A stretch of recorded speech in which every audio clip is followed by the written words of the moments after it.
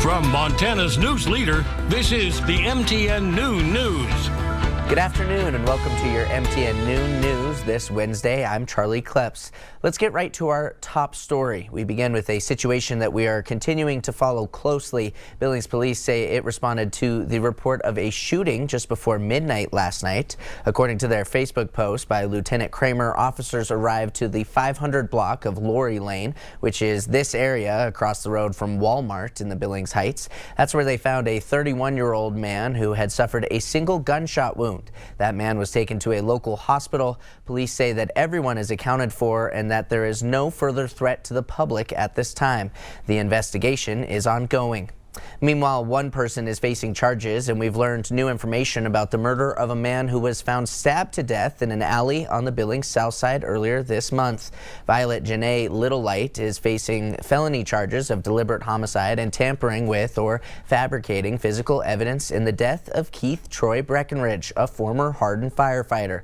Littlelight was arrested after Breckenridge's phone pinged on the Crow Reservation and his pickup was found at a residence there. Littlelight stated she had known the victim her entire life and would occasionally change sexual favors for money or alcohol with him. According to court records, Littlelight brought two unidentified acquaintances with her who she says she knew planned to rob Breckenridge, but she stated she did not know why they stabbed him. This crime remains under investigation.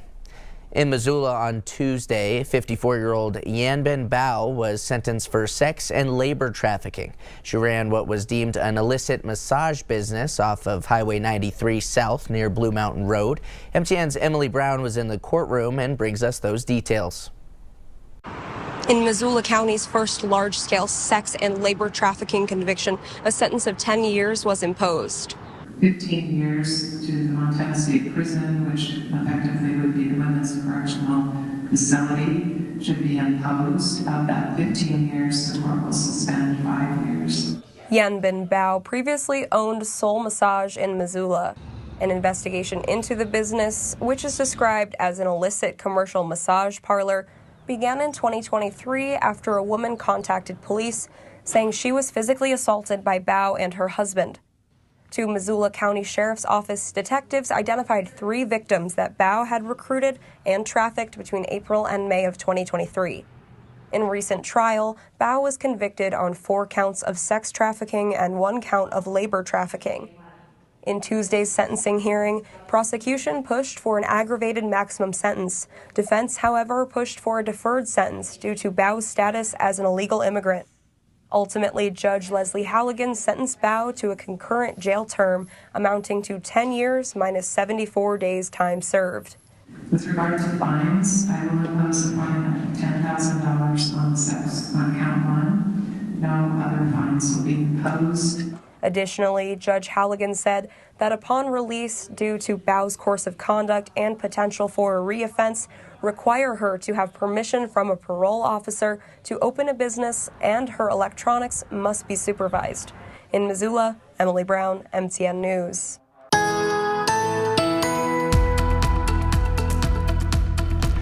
And good Wednesday afternoon, everyone. Taking a live look outside here at the capital city. Beautiful day, more sunshine, fewer clouds, and warmer than it was yesterday. Currently 73 degrees right now. Gorgeous day also in Missoula. You can see the M there on the mountain and barely a cloud anywhere in the sky. Currently 74 degrees and rising. We still have more clouds over Butte, however, and it's a little bit milder, but we're also warmer than it was yesterday. Currently 67 degrees. A few more clouds over Bozeman, but also warmer than it was 24 hours ago. Right now 70 degrees. Taking that live view of the airport over in Belgrade. And decreasing clouds currently in Billings. It's cooler than it was a day ago, but it will start warming up. We have a lot of changes coming. Your forecast coming up. Now time for today's leading look as we take a look at some of the other stories making headlines across Montana. New information about a shocking incident that has shaken the small community of Hingham Friday evening. Around 6 p.m. on Friday, the Hill County Sheriff's Office responded to a call from a woman who said she was being threatened with a gun. When they arrived, deputies learned the woman was deceased and identified her as 39-year-old Tiffany Niehoff. Witnesses believe the suspect was still inside the residence and a shelter-in-place police notification was sent out to the Hingham community. After multiple agencies were called in, including the Great Falls Cascade County Tactical Team, the suspect surrendered without incident. He has been identified as 20-year-old Deshaun Lee Allen Chapman and has been charged with felony deliberate homicide. The Hill County Sheriff's Office is still attempting to locate a pistol that may have been dropped or hidden in the area and asked surrounding community members to search their properties. If a pistol is located, the Sheriff's Office asks you do not touch it and to contact the Hill County Sheriff's Office immediately.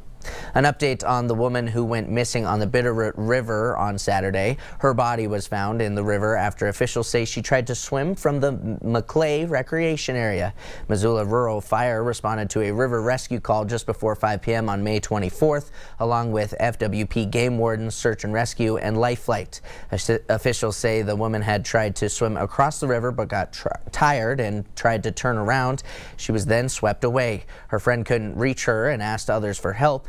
After over an hour of searching, the woman's body was located. Her name has not yet been released. Back in Billings, police are still investigating a deadly motorcycle crash near the North 27th Street roundabout on Airport Road. One woman is dead, another person seriously hurt. Family confirms the victim was a passenger on the bike. The westbound lane reopened last night shortly after 8 p.m. Also, it's the second fatal crash on that stretch of road this month. Just weeks ago, teenage sisters Alicia and Alexia Half were killed in a separate wreck just east of that same roundabout. Two others were also injured in that crash.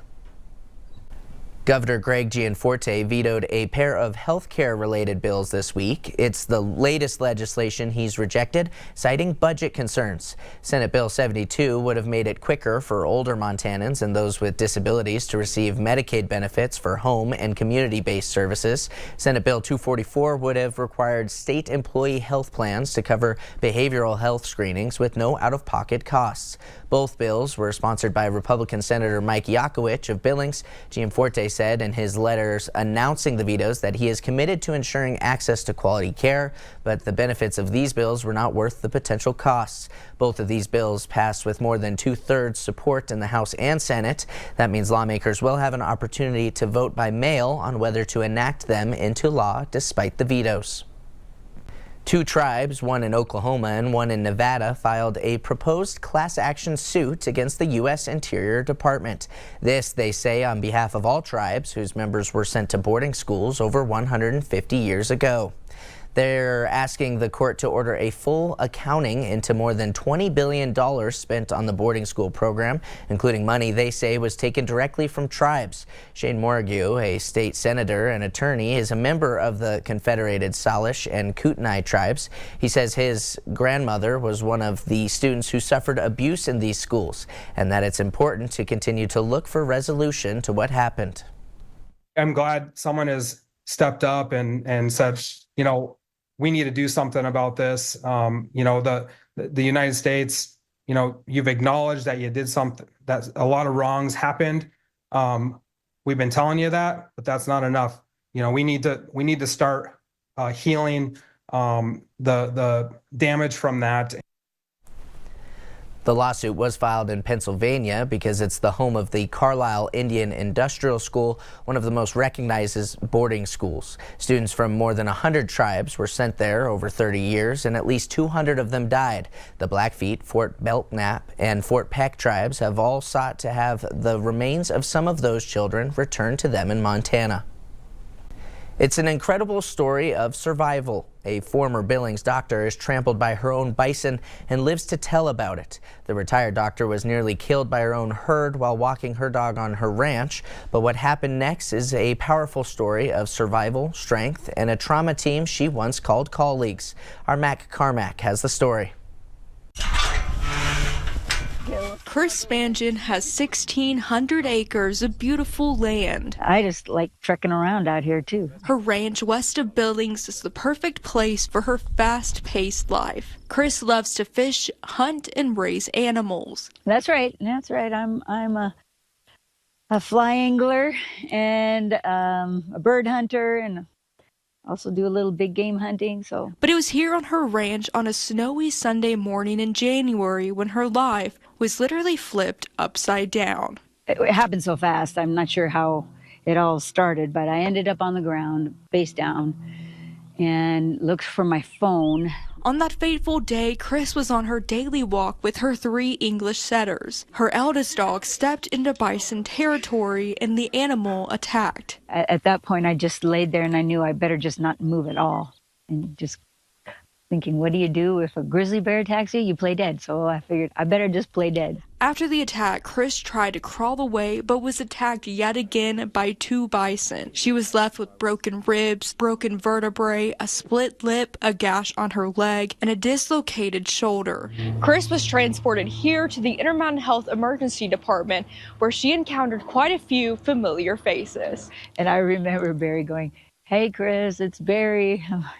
Chris was rushed into surgery, operated on by her former colleague, Dr. Barry McKenzie. I have to admit, yeah, there was definitely a little bit more pressure to be able to go with that, and she added her comments too. And believe it or not, Dr. Spangen even shared her own opinions about how to perform the surgery before being given anesthesia. Regardless, it worked.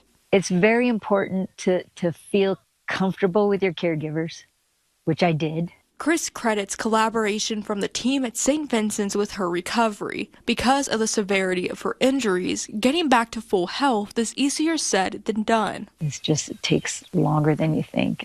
But Dr. Spangen is just happy to be alive, back on the road to recovery. That's why we do what we do, to try to get you back to your life after probably one of the worst things, if not the worst thing that is probably going to happen to you. In Yellowstone County, Matt Carmack, MTN News.